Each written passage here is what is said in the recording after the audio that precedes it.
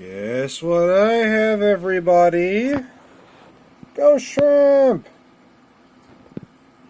Oh, look at the shrimpy. Look at Mama Shrimp back there. And there's more. Shrimpy! Hold on. Let's clean that lens. Or maybe clean the glass, huh? There we go. Oh, look at them.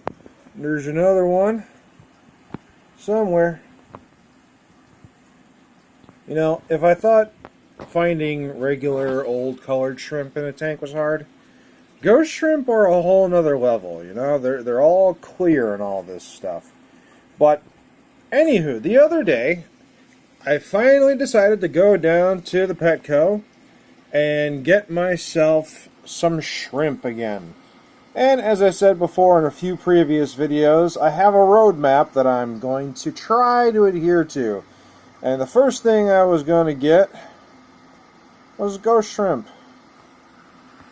Because ghost shrimp are super inexpensive.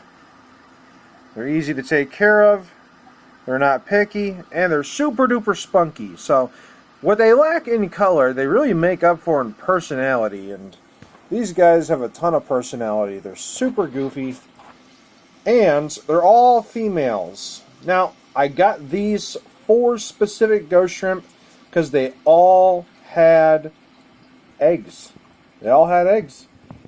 And I thought to myself, hey, you know what? If I'm going to start a new colony, you know, let's get the one with all the eggs. So they have been in this tank for a few days now, kind of just acclimating and doing their thing. And they've certainly eaten some nom-noms and pooped a lot. As well as these snails. These freaking bladder snails, man. Oh, the bladder snails. But, you know what? Bladder snails are something I can sell too.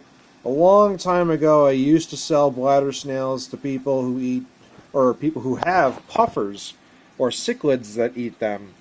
Because there's a lot of people out in rural areas where their nearest pet store is like half an hour away. And just to get some pest snails would cost them quite a lot of money in gas. So they would often go online and just find live food like these pest snails to feed their fish. Oh, there's a baby. There's a baby. Wait. Where'd he go? Where'd he go? That was a baby shrimp. Did you guys just see that? There's a baby shrimp somewhere. Well, that one wasn't as big as the other ones. What? There's one. Oh my goodness. It's a baby ghost shrimp. Holy cow, those things grew fast. I only had these girls in this tank for a few days. Goodness. What? Okay, I honestly wasn't expecting that. That was interesting. How about that? Okay, so, wow. That is not expected, but alright, so, anywho, yeah, a lot of people buy them offline because it's just less expensive to have them shipped to their house in bulk from someone who has a ton of them rather than just go to a pet store and get a few of them. So that's why these bladder snails actually are a decent money maker.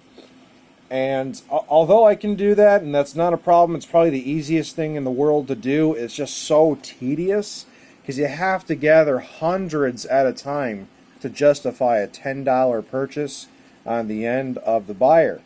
And that means a lot of work for very little return, but that's what I used to do. And I'm going to have to start doing that again, but you know what? I'm back, and I'm getting my footing again. These shrimp are doing good, and this is just straight, hard well water directly from my well, with sponge filters that are fully cycled, and some Sylvania minima with really long roots, and we can even see some molts. You know what? They're doing really good. They're doing really good. And straight hard water. Nothing special. And that's what I like about these shrimp is they're super hardy, and I'm pretty sure they'll do good for a long time. And I got them at a pretty big size. Believe it or not, they can get a little bigger. So, yay! I'm so glad to have shrimps again. And to have shrimps that don't just simply die for random reasons. You know? And it makes me happy. It makes me so extra very happy to see them. I finally have like a good reason to come down here and kind of sit and just observe things. And now I gotta try and count and see if I can find any extra baby shrimp.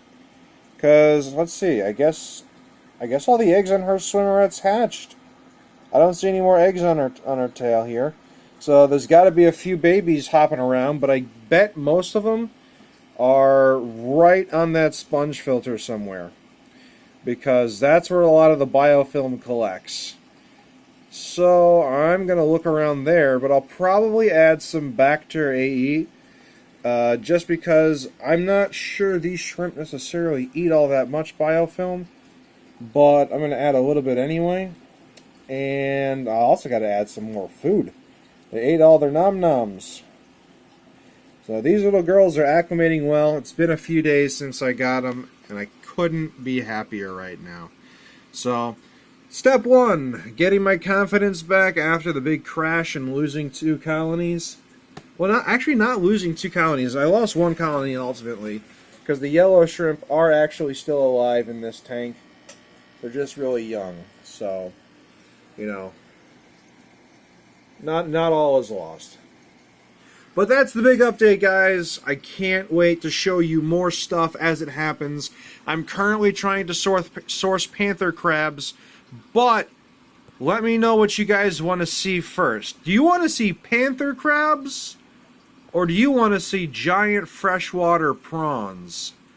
Because I want to do either one of those. If I do panther crabs, I can probably get away with using one of the smaller tanks. But if I do giant freshwater prawns, it's going to have to go in the big tank. Because the giant freshwater prawns, they get big. But let me know, because I think the prawns will probably be easy, because since they're wild, they're pretty hardy. And they're kind of like ghost shrimp in the sense that, you know, they're not super fancy, but they're pretty easy to take care of. So, let me know, guys.